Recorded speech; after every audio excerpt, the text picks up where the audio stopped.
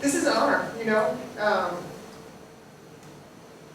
It's really kind of, to me, meaningful that I'm a resident of Cape Cod. I've been here for, I guess, 6 years now, full time. And it's exciting to have a chance to share from my heart the best of what I can give to you. And so it's a gear all or a different group than I'm used to. I'm used to either, as Gail was saying, you know, collegiate teams or collegiate coaches, or I work with musicians as well, you know. So I would like you all to ask any questions you have. So just my basic profile, I'm a sports psychologist. I help people perform better, you know, and my expertise is when people are under pressure, you know, and I think that how things have gone in the last, I don't know, last decade or 2 or 3 is the pressure is going up and up, and we're not giving people skills how to deal with that. And so I'm very interested in my Living the Sweet Spot book. I'm very interested in not just having people perform better, but also to help them have a better quality of life. Because for me, I remember once I had a young athlete who was 12 years old, and her parents flew her in from another country to see me for a weekend, and had a lot of many hours of work with this athlete. And it was very clear that at 12 years old, she went to a school where she was full-time doing her sport, you know, just a little bit doing school, just enough. And it was really clear she did not like her sport. She was it's been so many years that she was a gymnast, you know. And it was a miserable, like, again, it's like, what is it that you enjoy about it? Anything you appreciate about it? Anything that you value about it? It was just pretty much, you know. And I thought, wow, like, this is a problem. I can't stay in an industry where I help people. I'm really good at helping people run faster, jump higher, make their teams. You know, I'm good at helping people performance. But for me, I felt like, what am I doing?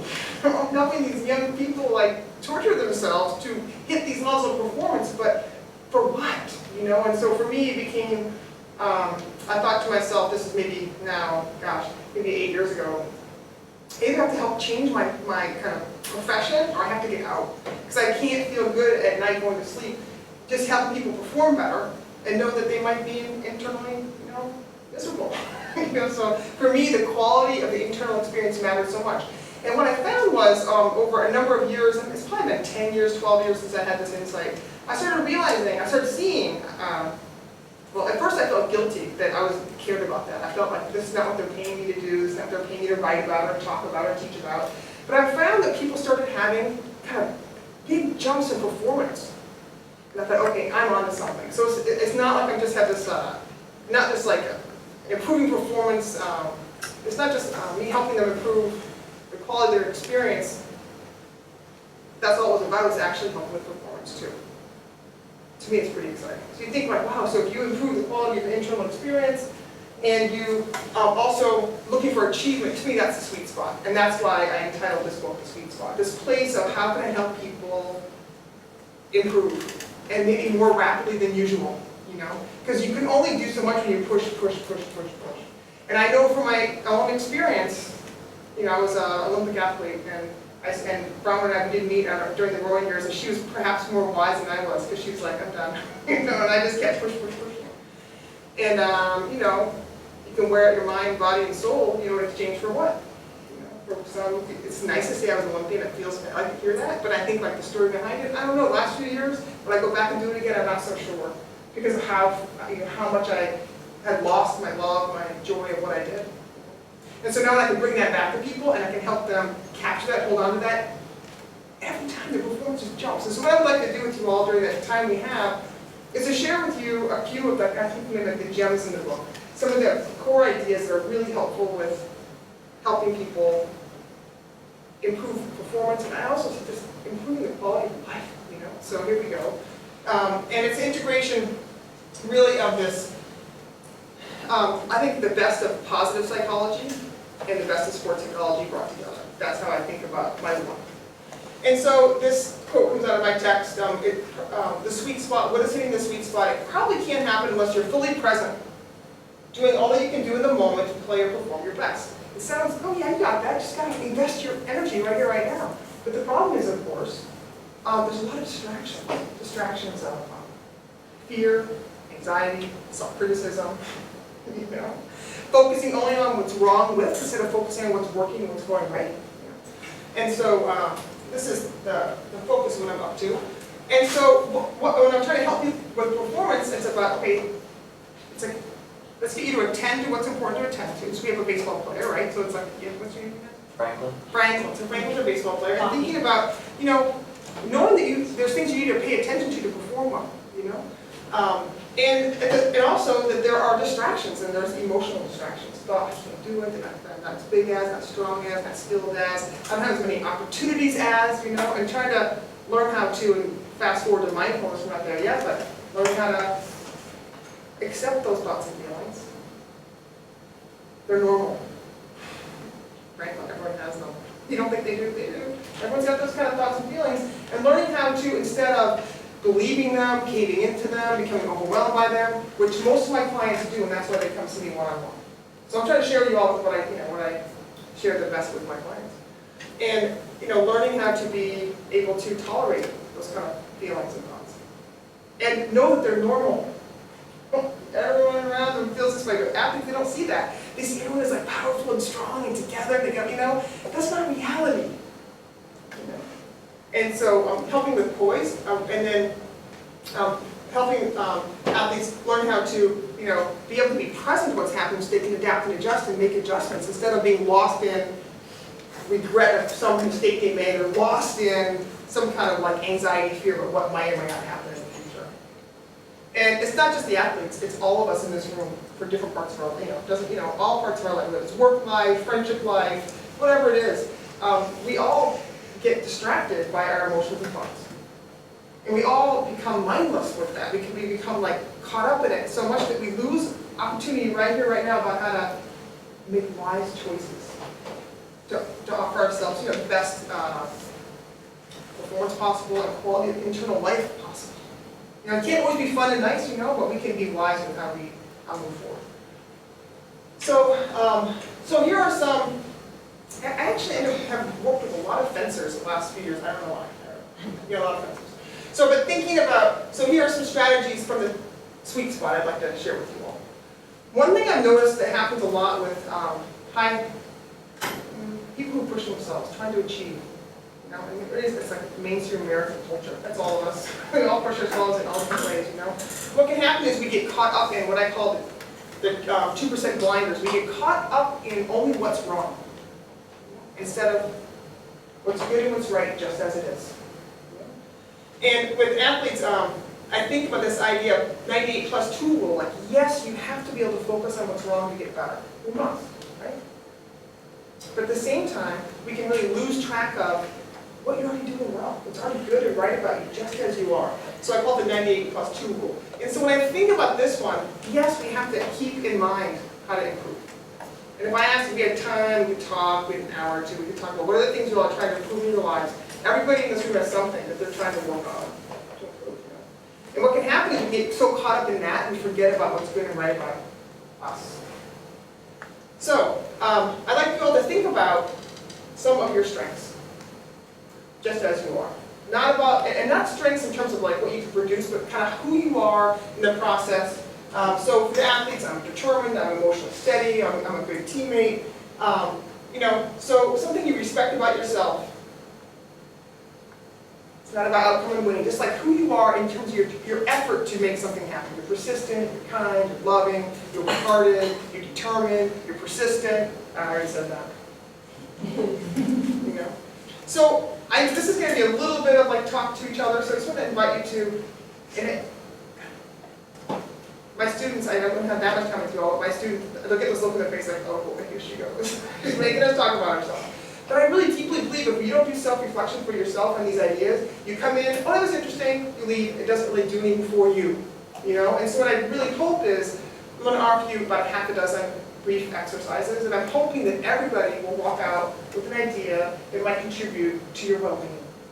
To you having maybe a little bit better quality of internal experience, you know? Or maybe more clear about how you can work towards something in a way that's more compelling to you, and not such a grind, you know? Because that's what I see with these athletes. And it's getting harder. It's getting harder. Pressure expectations are rising. They're rising.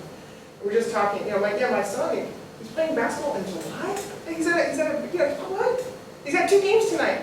2 games in July, like what is that? Like, you know, but there's no training for these kids to deal with, like, well, how do you deal with, like, if you don't make the baskets, if you don't do a good job, or if you're not selected with this team or that team, how do you handle that? There's nothing. And so what I want to do is offer, what I say is like, if you can't see a sports psychologist, my book or some other book similar to this, get access to core ideas that help you, you know, learn how to handle the pressure, expectations, the judgments, you know, that we've all taken into ourselves. So a couple of your strengths. Maybe turn to someone next to you, and if you just come up with one, I'm not going to insist you all come up with 3 or 5, but something about yourself that you respect. And I, you know, for myself, I know I'm someone who I try hard, you know, it doesn't mean it always comes out good. Sometimes it comes flat, you know, but I would definitely, like, try as hard as I can. And that's something I know I can rely on, like, no matter what. Outcome good, outcome bad, at least. So if you turn to someone next to you, do like 90 seconds. Ready to go? Sure. I think I tried to write up organized carry joint.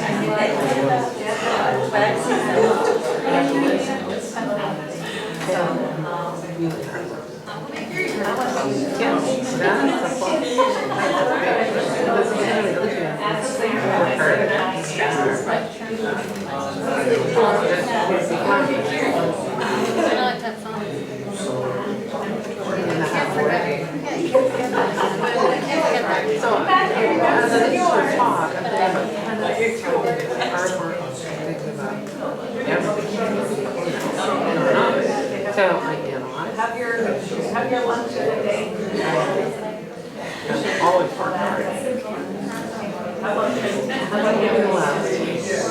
What? Carrying it, I don't know. Wearing that work. Trying to and I was with this. And everything's the same about this shit. I said to you, we know, we have our eye on the prize, we know it's like, we have priorities. All right. You don't have a chance to get to it? You don't get to it? Yes? For some reason. No? You have time? It's interesting, you know, this. I know what to do with time. The steps. Sorry. In a smaller conversation, that's one thing that's interesting. It can feel like, you know, bragging, you know, like not being humble, like say what your strengths are. And I think it's important, though, that internally we know what they are. We don't have to say them out loud, but we have to know what we can rely upon when things get hard. You know, really helpful for that.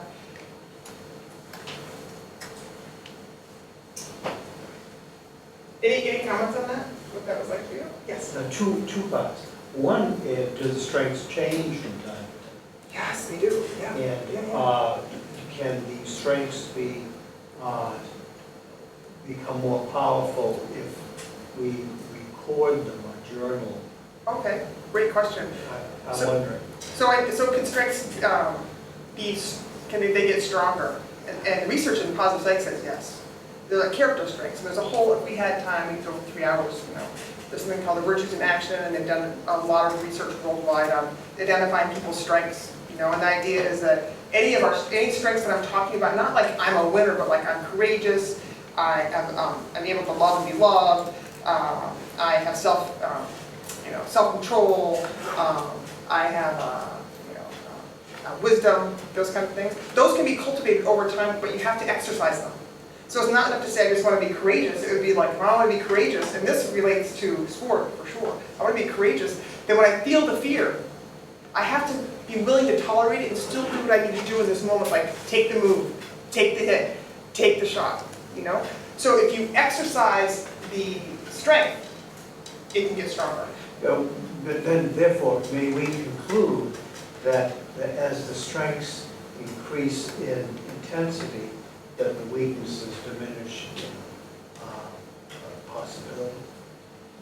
It depends, you know, depends on what you're talking. I don't think so. It depends on how they're connected. So say there's some strengths overlap with one another, so there could be some relationship there.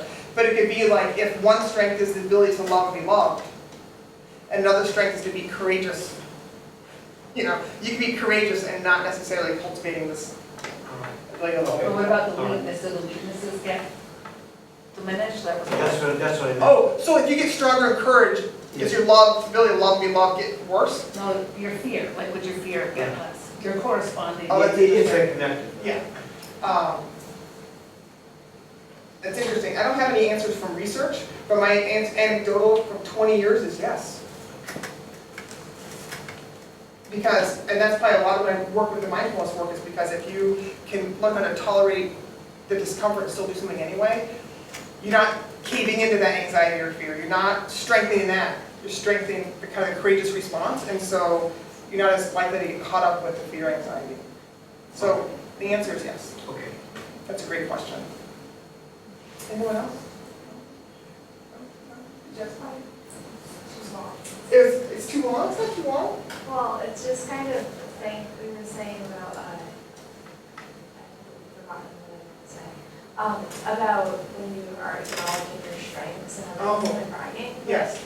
I don't know if many other kids are in this room, but in a lot of schools they have this thing of like growth mindset, Yes. which is like believing that you can, I guess, like get better at things and that you're not born one way and that's how you are forever. Yes. But, so a lot of the teachers in my school, these times have to like change your words, change your mindset, and it's like one thing that you can say it's a fixed mindset, and then what you say instead can make it a growth mindset. And most of them, like, I agree with, like, they're good, they're like, they make sense. Then one of them is, the fixed mindset words is, I'm awesome at this, and the growth mindset words are like, I'm on the right track, which is like, that's basically saying you can't acknowledge your strengths, like, as long as you're not going around thinking you're awesome at everything, it's okay to acknowledge. Yeah. So we could go into this one for a while. So my maybe brief answer to that is there's a difference between saying like I'm an excellent violin player versus I put great effort into and I'm making a lot of improvements as a violin player. Yeah.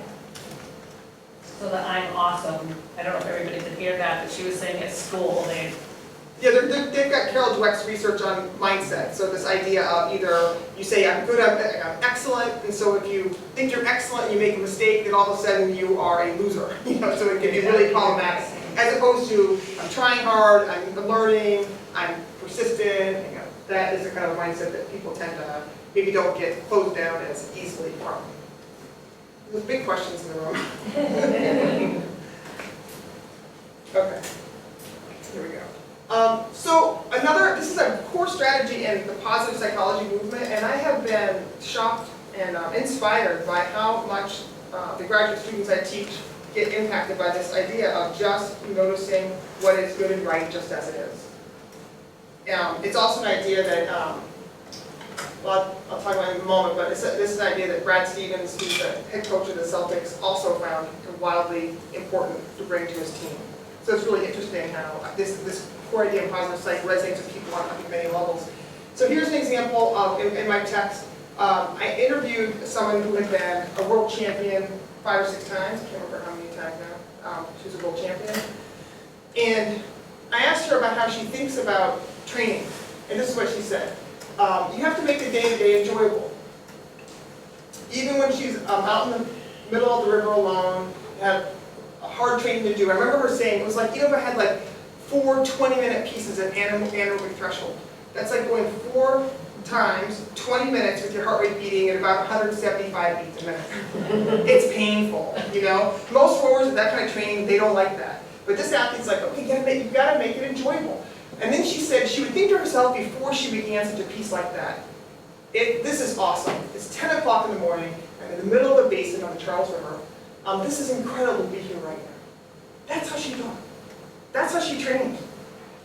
And then after I interviewed her, she goes, Baltzell, doesn't everyone think like this? I said, no, they don't, you know? But the idea of like being able to really notice what's good and right, and it's not to say bad things don't happen. It's not to say things aren't difficult.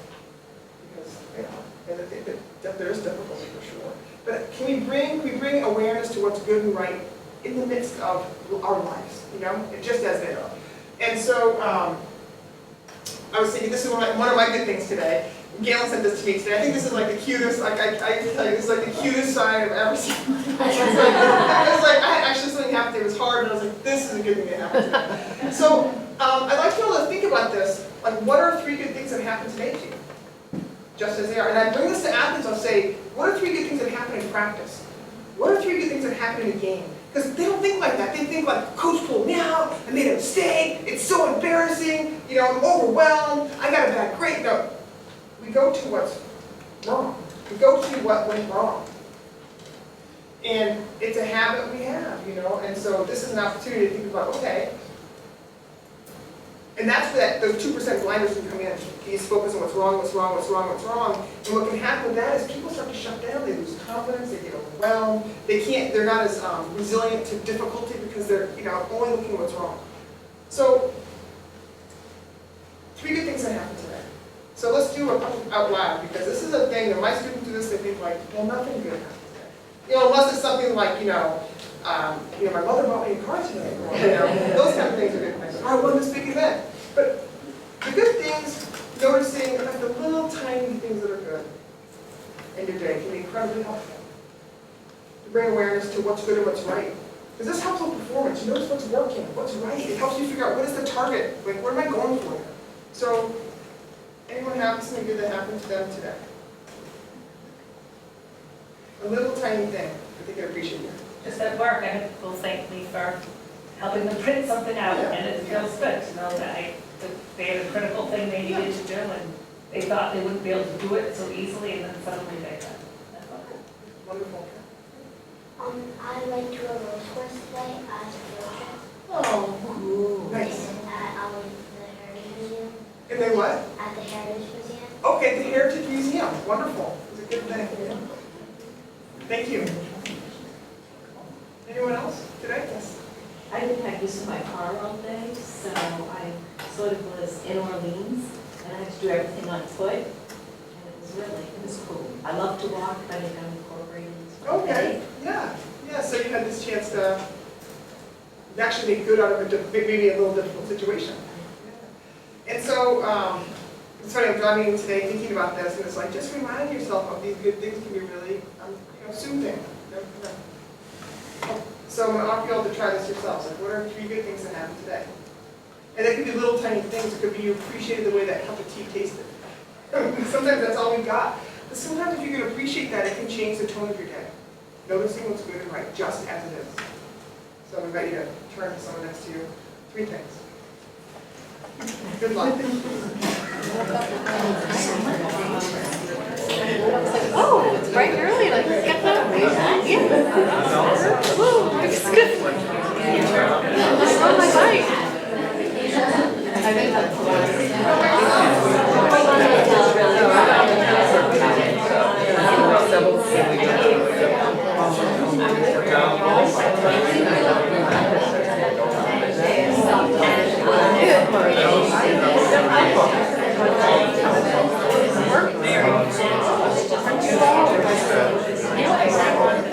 Get up some heroes. And that's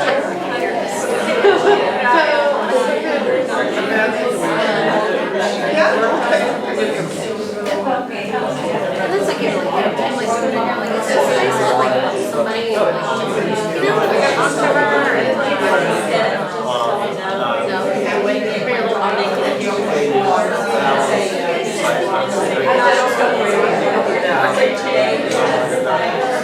then we kind of working on the streets. It's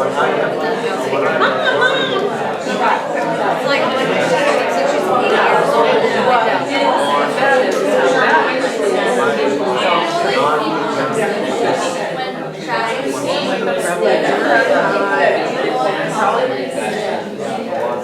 If you ever have a problem, we can help it.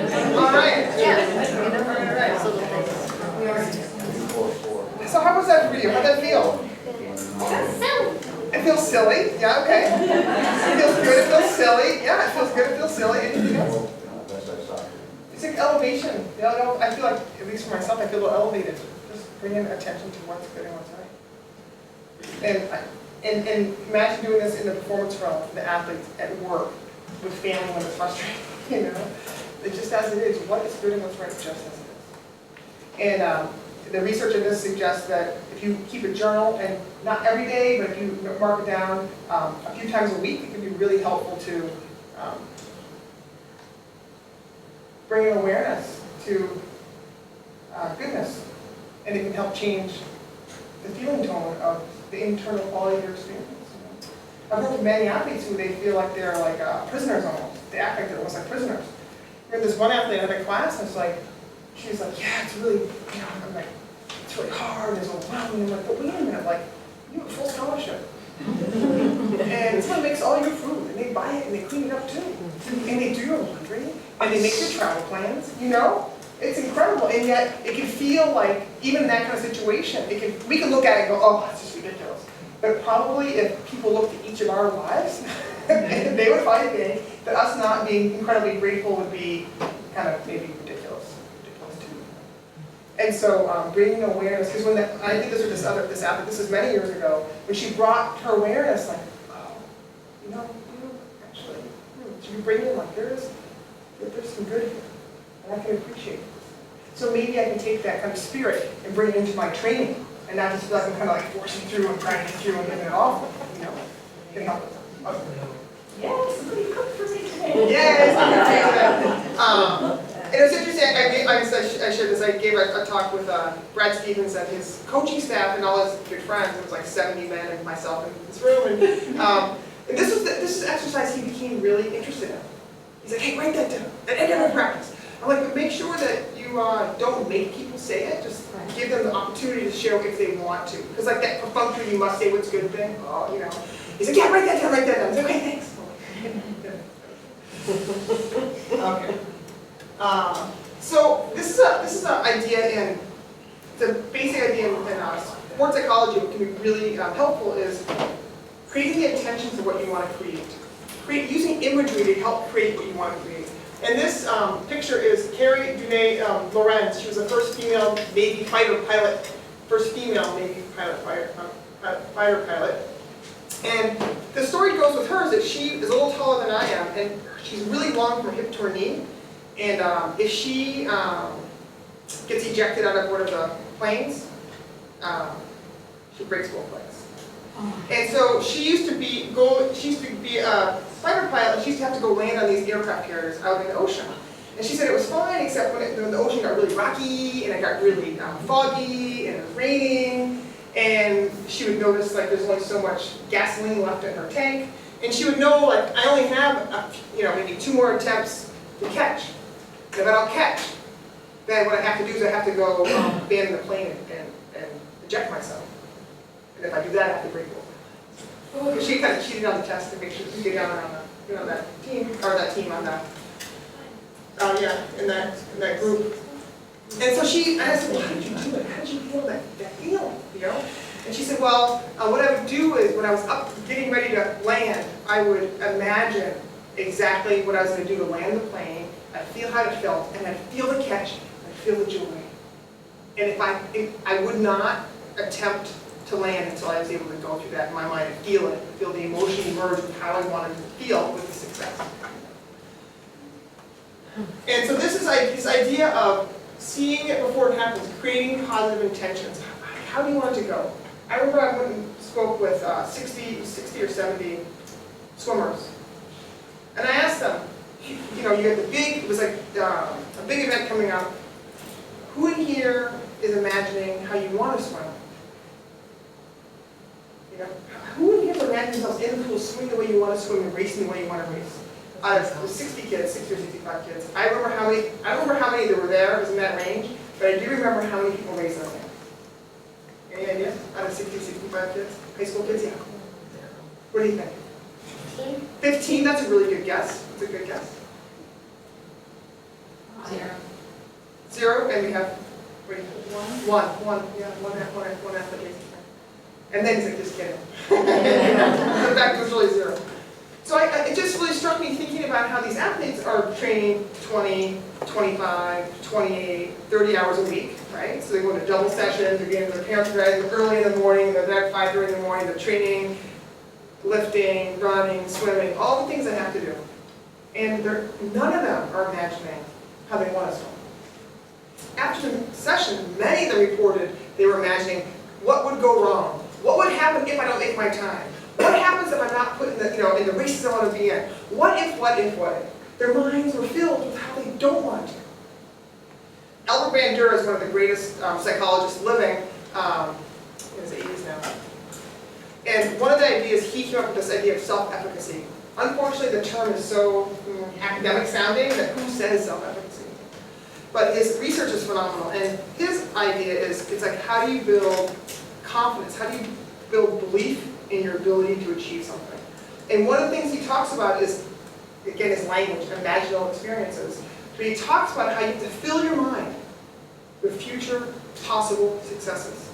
And fill your mind with past successes. It's in his book called Self-Efficacy, Something of Control, 1986.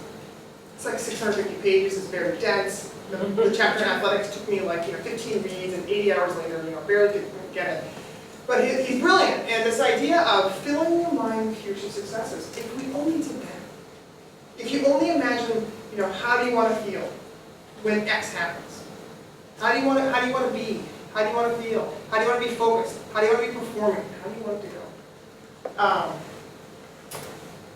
So it's just something that when I talk about imagery with people, you don't have to have like the perfect image, perfect feeling in your body, perfect smell, it doesn't have to be perfect. It just means if you shut your eyes and imagine something you'd like to have happen, and imagining it going the way that you'd like it to go.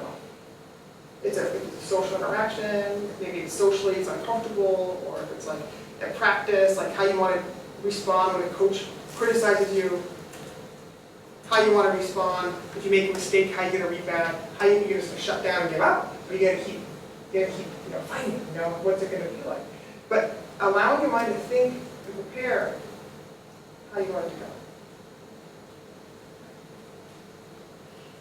So this is something that's kind of paired with that, this idea of having a prepared, I think a lot of people around these kind of critical performance moments that haven't happened yet. I'd probably say that 95% of my work with athletes or coaches is helping them prepare for these moments that are predictably challenging. Maybe the moment when, like there was one runner I worked with last year who was she was an athlete who had gone through high school and won all the races. She'd been a national champion many times through college. Always won, She was so good. She'd get the starting line, she knew she's going to win.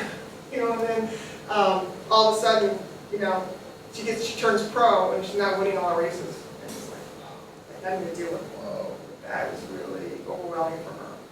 And so I spent a lot of time with her helping her think about how does she want to be responding in that moment when she's in the race. I think she was a 400 meter runner. Maybe it's not, I can't remember the distance, but she was in a race, and it was the last lap around the track. She was in 400, it must have been a mile. It was the last lap around the rack, last trip around the, and she had to make her move, And she used to always just kick and go and win. And all of a sudden she wasn't kicking and going and winning anymore. And so she had to so one of the things we did with her is help her think about a word or a phrase she could bring to mind in that critical moment that she already had it planned, And the thing that this one athlete came up with was, she did not want to make a move and go in first because she felt that was too kind of overwhelming for her. Just get in second, get in second.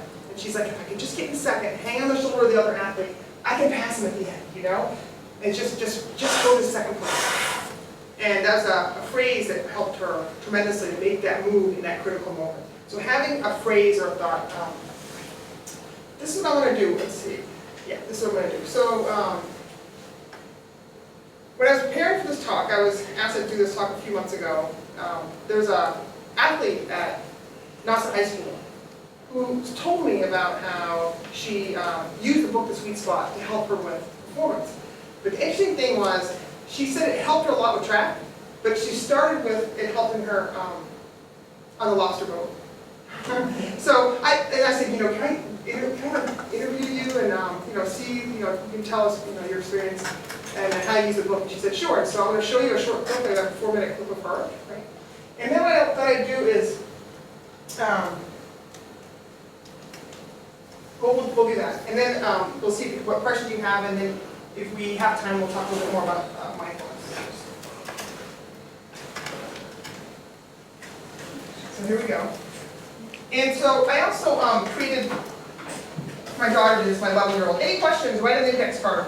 So if anyone has a question, so I'm a sports psychologist for 20 years. I'm the president of the Association of Applied Sports Psychology. You know, it's like this has been what I've done for 20 years. And if anyone has a specific question they'd like to ask me, but you don't have to ask, you know, in front of everybody and like they'll know who said what. I'm going to show this 4-minute video, and while it's happening, you're welcome to take an index card, put your question in my hat. If you want, you just come up if you want to do that, and so you can be thinking. Do you want me to get a few pens? Sure. Yeah. Or thank you. Or you can just ask your question. So you know, this doesn't seem to be such a shy crowd. You know. So here we go. Where are you from? Yeah, And kind of a little about your family. I've grown up in Provincetown for pretty much my whole life. Yeah. I mean, there was that brief time when we were on the farm in New Hampshire. Family really nearby, like my aunt and her husband live next door, and my grandmother lives up the hill, or she did live up the hill with my grandfather too. Well, art is a big part of our family, and so is nature. The Malakote family, when did it begin? How many generations back? Oh, geez. It might be 4, but it could be 5. And yeah, it's pretty much just like a long line of artists. The summer you started fishing, how did you feel inside? How were you thinking and feeling? Yeah, so I'm used to being really like better at most people than things. I know that I don't know if I said that right. And it sounds kind of bad, but I'm used to like just, I don't know, being the best, and I like to be better than other people. Through great effort. Yeah, exactly. And I still didn't, even though I went out on the boat that one time, I didn't really know anything about lobstering. And Peter's been fishing since he was like a young boy, and his brother had been fishing since he was little too. And so I got on the boat, and I didn't want to be bad at it, and I didn't want to be the slowest, and I didn't want to mess up at all. And so when that would happen, it was just like sort of an internal, it was like really frustrating, and I was constantly comparing myself to how fast they were going, or whether or not they were making mistakes, and just sort of like beating myself down about it, I guess, just because I wanted to be the fastest on the boat. So yeah, that did make it hard in the beginning. Time when you were like the worst moment, when you think we kind of hit you the hardest, feeling badly about yourself. Is there a moment on the boat? There was multiple moments, but Choose one time one. one time when I felt really bad is when I think it was the second time when I had measured a lobster too small and then put it in the bin to be sold. And measuring a lobster, putting a lobster that's too small into the bin is really, really serious, because that's just a really important rule they have in place to protect the lobsters. And so you catch all the lobsters, you put them in, you measure them, put them in crates, band them, and then you bring them to the co-op, and then the guys at the co-op bring them to be sold elsewhere. And sometimes they notice if a lobster is too small, and you can have, if you do a serious violation, then you can have your license taken away. The captain of the boat can. So, like I said, it's kind of a serious thing. To living in the sweet spot, tell me like when you picked it up, why you picked it up. Yeah, and how it might help you. I don't remember exactly at what point in the summer I did, but I knew generally like what the book was about, kind of. And I also knew that I was having a hard time. So I was like, I have this book with me. I brought it to Maine, which is like, wow, that's kind of funny that I brought it to Maine. I didn't even know I was going to be needing it. So I started to read it, and one thing that I really liked was how there was the exercises right in the book that you could just kind of do right away and then in the moment. And once I started doing that, I was able to practice shifting my focus while I was on the boat from like comparing myself to Peter and Nate and like worrying about what I was doing to focusing on what I was doing in that exact moment. Opening the trap or like taking the lobster out. It's really like, it's not just one thing. It was pretty much just exactly what I was doing in the moment. And then if I found my mind drifting to like comparing myself or being down on myself, it was having those more affirming things that I could say to myself. As the summer went on, it was really great because I found myself not even thinking about like how they were doing, but I was just having fun and I was in the moment and I was getting faster, and like, so that was just really great. Like by the end of the summer, I was just having so much fun whenever I was doing, and like you get in the zone and you're going fast and you're picking the lobsters. So take home messages to people listening to you. Yeah, well, I mean, I guess what I learned was just that power of just focusing on what you're doing in the moment and not, like I've said like a million times, like comparing yourself, like not everyone's are the same. So just sort of figuring out what yours are and knowing what you do well is just so helpful to being able to go hard at whatever you're doing. So, any questions or comments on that piece? Yes? I actually related an awful lot to her. One of the things that you were talking earlier is that I found that growing up, that was the emphasis was always on doing everything right, especially in the academic sense. And that even though as being an adult now, there's lots of things that I want to try, especially physical things, that I tend to think the worst case scenario up front because my image is you're a klutz, you're not going to do it right. And so I end up not doing things that I really want to do. So how she described it was so spot on. Just really related to it. Beautiful, thank you. Very wise for her age. Yes, she is. I thought that was interesting, her distraction was comparing, the measuring herself against other people. Yeah, that's a common challenge in any kind of performance realm, whether it's lobster go, track, to field, whatever it is. Yeah. So what I thought we'd do, we had some time left, which we do, is to think about this. And this is something I've been thinking deeply about for many years now. How do you help somebody when they have like these intense negative thoughts and emotions? How do you help them with that? And all the sweet spot, I think, is helpful. You know, Libby's talking about how she was able to stop being so critical of herself and get herself back in the moment and engage. That is great. That's actually great. And it can be very helpful. I think there's also times when you can't think your way out of it. And then what do you do? You know? And so I'm thinking a lot about, let's get this right now. I've seen this a lot with performers. They give up. And they don't necessarily give up like visually, their bodies are still in motion. I did a study of I had 38 athletes. They were on the US Olympic team or at the training center to make the Olympic team. And over half of them admitted that either at a world championship or an Olympic game, they basically gave up in the middle of a race when it wasn't going their way. When they knew they couldn't win or they knew they couldn't medal, they just, their minds were gone. They were just ready to just kind of go through the motion, get out of the boat, Performance anxiety is something that I see, a lot of fear, a lot of dread, feeling overwhelmed. That's probably the #1 thing I see in my private practice. And trying to help athletes with that. And then the harsh self-criticism. And so what I've come to is this idea of, and I can't, this idea of mindfulness. I teach a class in mindfulness, 40 hours. I just turned in a book in 2 days on mindfulness and performance. I just wrote a book last year on mindfulness. It's like, we could talk a lot about this. But basically this idea of being able to be present, truly present to what's occurring. Being able to, instead of having being all caught up in what's going on, be able to kind of have some space and see what's, here's anxiety, here's fear, here's self-criticism, there it is again, Being able to kind of hold it, be present to it. It can be also, here's joy, here's interest, here's curiosity, here's love, here's passion. It doesn't always have to go through negative, of course. This idea of being able to be present and accepting of whatever's showing up. And when we think about accepting, it doesn't mean that you think it's okay. It just means it's reality. My car tires blue. Okay, there's anger, there's frustration. It's still, what am I going to do? I have to accept it. It is what it is. And then how can I wisely move forward? Just like what you're saying, this idea of, what's your name? Kathleen. Kathleen. Such a beautiful example. This thing of these thoughts of I didn't want to repeat them, but kind of I can't, I'm not able to, I feel overwhelmed, There it is.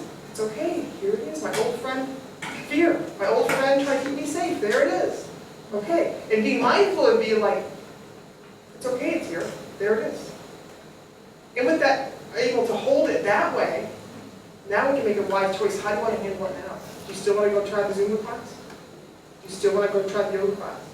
Do you still want to go try the whatever, Even those thoughts and feelings are showing up. The typical sports psychology in the last 30 years would say, we have to think it away. We have to think it's okay, I'm strong, okay. That works sometimes, but not with intense anxiety, it doesn't work. The answer to that is being able to accept it. You don't prefer to feel this way. No one wants to have these thoughts. No one wants to have these feelings. Here they are. Here we are. What you just said about my old friend protecting myself. Yep. So the fear or the anxiety is something that inside yourself, somewhere you feel like you need that to protect yourself. Well, if you think of any of these negative feelings, they're there to help us in some way. If you spend all the time thinking about it, they're there to help us in some way, to keep us safe, to keep us motivated, to keep us on track. There's reasons why they're there. But the idea is that if we can be mindful and present and tolerate those distractions, really, and not let them get the best of us. Like, there's a pull toward anxiety, and there's a pull toward regret. And usually it's like this, but I go, it's okay, you can just hang out right here. I got you. But now I have some space to decide how I want to handle what's coming up right here in front of me. Hanson Mendes wrote a great book called The Buddha's Brain, if you're interested. With this idea of being mindful, you can learn how to, when you're mindful and present, and not getting caught up in past and future. You actually can attend to what you're doing. For athletics, it's in performance, it's critical. So this image is helpful to me. So oftentimes when we have these feelings like fear, we just shut down. Or, comparison, they're better than I am, I don't try. There's like a reaction. And so mindfulness helps us create the space of, instead of just reacting, we can hold it. Here it is. Here's fear. Here's regret. Okay, this feels awful. This feels awful. Oh. But I still have a chance to make a decision here how I'm going to respond. I don't have to do it the way I've always done it. So this idea of, here's fear of like looking silly or ridiculous, And here's like those memories of how it was when I did try that one time. Oh, but I go, wait a minute, no, this feels awful, but it also feels beautiful because I have a choice. I can do it differently. I don't just react. I can respond. I can choose how I want it to be. So athletes in the room. How many athletes? Yeah, we go. Athletes in the room. That when those feelings hit you like anxiety, fear, and self-criticism, and embarrassment, and then you have a typical way of responding. Mad, throw, smash, fight, give up, shut down, embarrassed, humiliated, red face, go. These are these normal reactions. Very normal reactions. And there's reasons why we have them. The thing is, there's a choice to do it differently if you choose to. And I remember when I first heard about mindfulness, it wasn't about performance, it was with my children, maybe 10 years ago. And that kind of feeling of like, they should be in the car, lined up, doing what I say they should do, And I got this like feeling like going through me, and I'm thinking all this mindful stuff I'm studying, and I got to just be with these feelings and see what happens. And my daughter at the time, who, at the time she was little, now she's 15, she goes, Mom, and I just stood there, and she looks up, she goes, Mom, if you start acting like this more, do just what you want to do. Let's go. I get the car, sit down. It was like, whoa, So they were used to me going, come on, I'm just like, so this idea of this space, and I think of it like this. Y'all remember the show Bewitched? Yes. Yeah, okay. My students don't remember Bewitched. I remember this. I think so people who haven't seen the show, she was a witch, and she was married to a mortal. And the mortal husband was kind of like, made a lot of silly decisions, got them into lots of messes. And it would be a real mess. It was a really disaster. She'd go, tinkle, tinkle, tinkle. And everyone else froze. But she and Darren could talk, like, what are we going to do here? How are we going to think that? How are we going to figure this out? Oh, that's a really good plan. We'll do it like that. Ready? Okay, ready to get back to your space. Tinkle, tinkle, tinkle, back to real life, And this, I don't have time to talk about meditation, but being more mindful, it certainly helps to meditate. Something that's been important in my life the last 8 or 10 years. That we practice being present as occurring, we practice not reacting automatically. We kind of be in that space of choice. In that space of choice, that moment comes like, am I going to sign up for that thing? No, you can't, you're just going to get you clumsy, you're going to fall down fast. Thank you for sharing. Okay. Now, I really feel really awful. Now, am I going to sign up for this? Yeah, I'm going to sign up for this. We can make a different choice. And I guess this is maybe maybe the most important idea I think I've been working on the last few years is I think when people are, and I'll maybe end with this thought, when people are asked in mindfulness just to be present to that anxiety here, just stay with it. Just so you can make wise choices. I once had a high jumper who I worked with, who she was stuck at the same height for like 3 years, 4 years. And she would like go to run, take the jump, step, step, step, and then she'd just like not go. Okay. So when she jumped, she'd usually do pretty well, but sometimes she wouldn't jump. And I got her as a client. And I said, look, we just gotta get you to be present. You gotta like, because you're like all caught up in like, what if I don't make it? What if I don't hit the mark? Or we just need to get you present in the moment. Like get ready to run, imagine the run, visualize the run, see yourself jumping. And she's like overwhelmed to have to stay present. It was a torture for her to have to be present. It was awful, And she said to me after I helped her, she ended up jumping like 2 inches higher. She went to the Olympic trials. It was kind of this wonderful success story. But I said to her, what was that like? And she said it was the hardest thing anyone in my life has ever asked me to do. You asked me to stay present to what I was feeling. And I was basically coming out of my body because I couldn't stand how I was feeling. I had to depend on my body jumping or not jumping. My mind was not there. You asked me to bring my awareness back, it was torture. And that's where I realized I need to give athletes something that no one else yet is giving them. And this is this idea of self-compassion. Helping people bring, I don't say sport appropriate, but I don't have time to go too soft here, just to be honest. Give people a chance or encourage them to give them some kind of some kind of kindness, gentleness, something will soothe them enough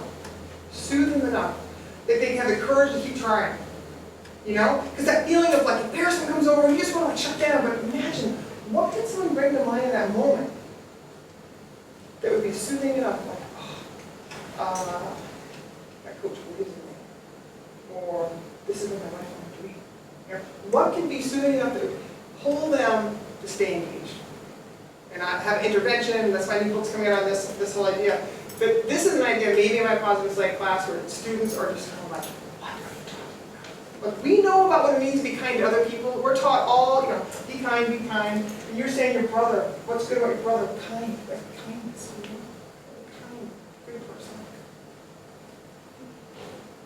But the thing is, can people turn that kindness back to themselves? And in moments when you most need it, and athletes, when the coach is like, you come on, like, that's a disaster, and that's awful, and then, the coach talks about and in that moment, like, what do you do with that? And the self-compassion idea is like planning in advance, like, what do I most need to hear in those difficult moments so I can keep going? You think self-compassion is like, being kind to yourself is like indulgent. It's actually a radical act of selflessness because you don't depend on anybody else to soothe you. You don't depend on anyone else to do it for you. You learn how to give it to yourself. So for the athlete, when they're behind, they lose a race, and what do they do? They feel like, no, you're a pitcher. Catcher. Third baseman? Hockey. Oh, you're hockey. You're sleeping. Oh. My main sport is hockey. I'm a goalie. Oh, goalie, okay. So here it is, goalie. The puck goes in. Everyone's like, oh! And you're like, oh! For the goalie, like, what could he say to himself in that moment? So, I've worked with many goalies before, and this one happened to the goalies. They miss, they feel badly, then they kind of like shut down, they get overwhelmed, they're thinking how all those mistakes, and another one goes in. Because they're lost in what already happened, instead of like, what do I need to hear so I can stay in the game? What do you think a hockey player, what do you think a goalie would need to hear, most need to hear? Now, these are the kind of things I've heard people say, like, I had a fencer who was on 15, she said, she brought to mind her coach saying, you got it, girl! If you can't think what you wish for yourself, is there someone else in your life that you would just want to hear their words? What would those words be? And can you bring those words to mind when you most need them? And I'll leave the last one, this is the last example, is a musician. And I was getting ready for a big performance, and I was trying to think, what in the world? He couldn't think of anything to say to himself. Like, what could he say? What could he say? Like, what do you need to say? Your mother still loves you, And the mom laughs, and he's like, no, you don't understand. That's it. My mother still loves me, And I'm like, yeah, that's it. That was the piece of self-compassion for him. So, thanks for coming. It's a beautiful Cape Cod night. You'd be anywhere. There's so many places to be. So I really appreciate you coming and listening. I hope that you take, something.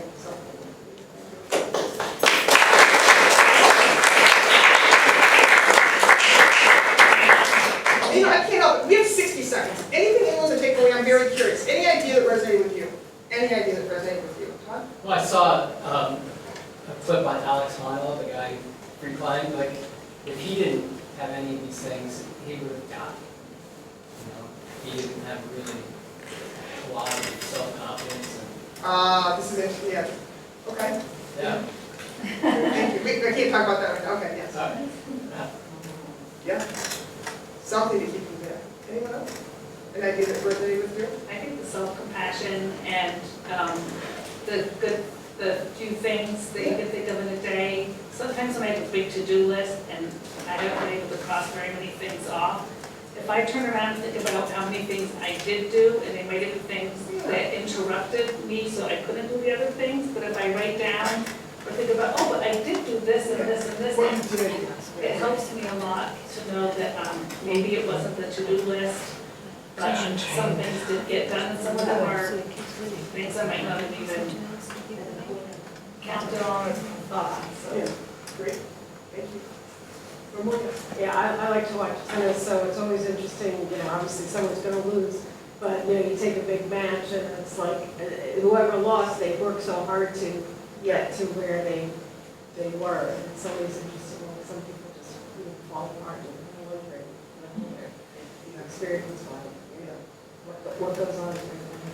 Yeah, that's what's going on. One last one, yeah. I'm just gonna say, I'm a high school field hockey coach. Oh, great. And one of the things I've been coaching, this will be my 20th year coaching, and one of the things that I noticed with my girls most recently is that they're very fragile. Yes. They really, yes. can't, they're, you know, people say they're soft, but they really are. Like, and I don't mean that in a bad way, but I mean that it just that's what I'm noticing. And I started last year with them. I had them read, you know, a book about with little quotes, and I'm trying to, you know, we've been trying to do a lot of mental help with them because they can't. You can't talk to, you know, they need, you know, we're trying sandwiching, you know, positives and negatives, and, you know, in between a positive sandwich, right? Because they need to hear, and I'm trying to figure, this is really great, you know, some things to try to get them to see the positives besides just themselves, Yeah. And that would be my last thought on that is that, you know, the kids, what they're expected to do now in terms of hours and time and travel and skill is nothing that was expected 10, 20, 30 years ago. And academics. Ramping up. What's that? And academics. Academics, maybe even worse. Even, So thank you very much for showing. Thank you.